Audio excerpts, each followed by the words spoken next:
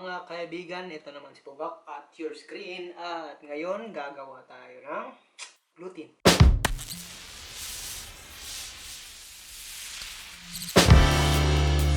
Last 2012 or before that year, nung hindi pa ako nag-abroad, na-try kong magbenta ng gluten. So, alam ko kung paano yan gagawin. At saka ituturo ko sa inyo kung anong pinaka-the best na paraan, pinakamasarap na gluten sa buong mundo.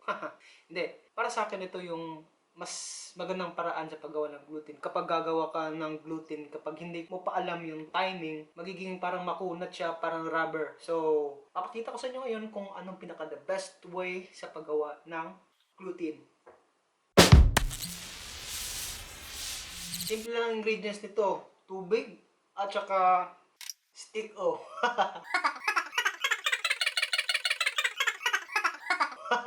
Hindi. Ito sa loob. Harina. Yan lang. Harina at saka tubig. So, ito ang una gagawin natin. Maglagay tayo ng 500 grams na harina. Yan, half kilo yan. Dalawa nito. 1. Yan. Yan. Sakto na yan. Ito sa 2 cups natin. Lagyan natin ng 200 ml na tubig. Pero wag natin ibubuhos diretso lahat. Pa konti-konti lang. Mix natin. Dahan-dahan natin ihalo. Ito, unahin natin tong 120 ml. Tapos next na yung 80 ml. 120. Halo-halo lang natin. Dagdag naman tayo ng 80 ml para 200. Ayan. Kailangan natin ng backup para daling ma-mix. Hindi na on.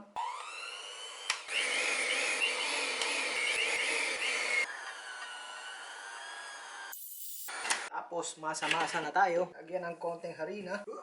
5 minutes lang po, kneading. Alis kayo dyan. Pero kung malaki yung ano nyo, or marami yung harina ginagawa nyo, mga 1 kilo na harina, gawin yung 10 minutes. So, ganda na yun. Kasi kapag mas matagal yung pagdough mo, mas marami kang makukuhang gluten or meat niya. Tapos na to, 5 minutes na. Standby natin to dito. Ang ginagawa ko noon, para marami ako makuha ng meat, ina-overnight ko siya. Mas marami siyang meat na makukuha. So, soak muna natin to sa tubig for 30 minutes. Pagkatapos nito, labhan natin. Papakita ko sa inyo mamaya kung paano to labhan.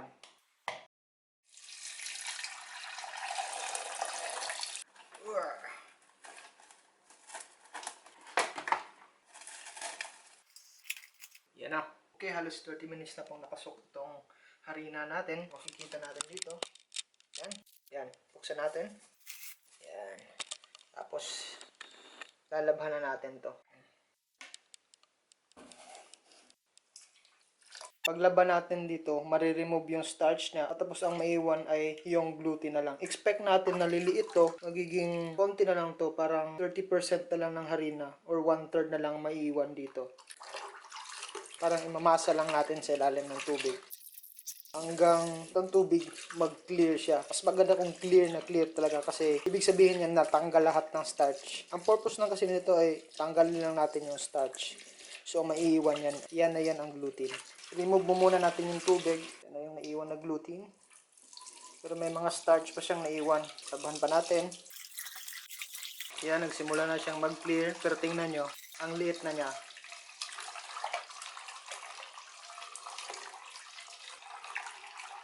Sa tubig. Yan. Punto pa para klarong-klaro ng tubig. Hindi na siya puti.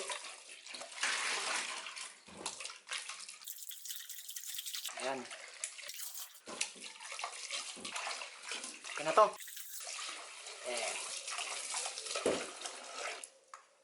Yan na yung gluten. Pwede na natin itong lutuin. Papakita ko sa inyo yung technique kung bakit mas maganda tong paraan ang papakita ko sa inyo. Yan, liit na lang niya oh. Liit niya. Compare kanina parang ganito kalaki. Tapos ito ang liit na lang. Ang gagawin natin ngayon, ito yung technique na ituturo ko sa inyo. Kakatapos lang natin na maglaba. So ang gagawin natin, diretso natin lulutuin. Kasi yung iba kasi, pagkatapos na laba, standby pa nila ng mga 30 minutes. Ang mangyayari sa meat, mag-combine na sila. So ito may hangin pa siya sa loob. Ang resulta nito, pag lulutuin natin to diretso, mas soft siya kainin kung compare doon sa isa-standby mo ng mga 30 minutes. Ang possibilities kasi doon, pag standby mo pa siya ng mga 30 minutes, ang mangyayari sa gluten mo parang magiging mas makunat siya, magiging mas rubberized siya. Lagyan natin ng onion.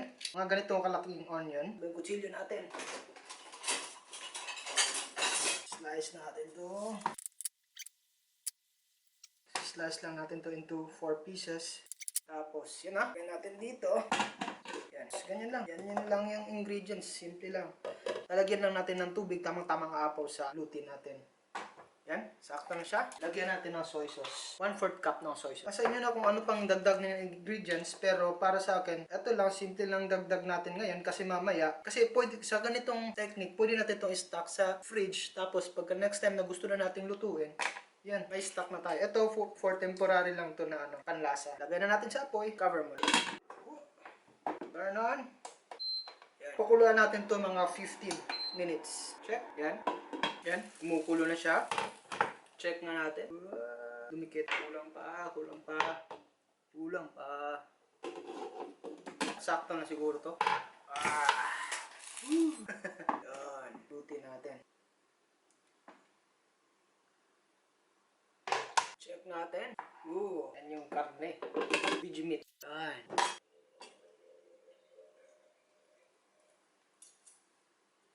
Yan.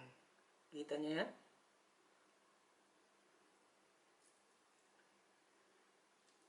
Mas hindi siya nagbuo-buo. So, mas soft yan. Mas masarap yung kainin. Yan po ang technique para mas soft yung gluten nyo. Pagkatapos nyong labhan, lutuin nyo kagad. Try nga natin. Pwede na itong kainin, no?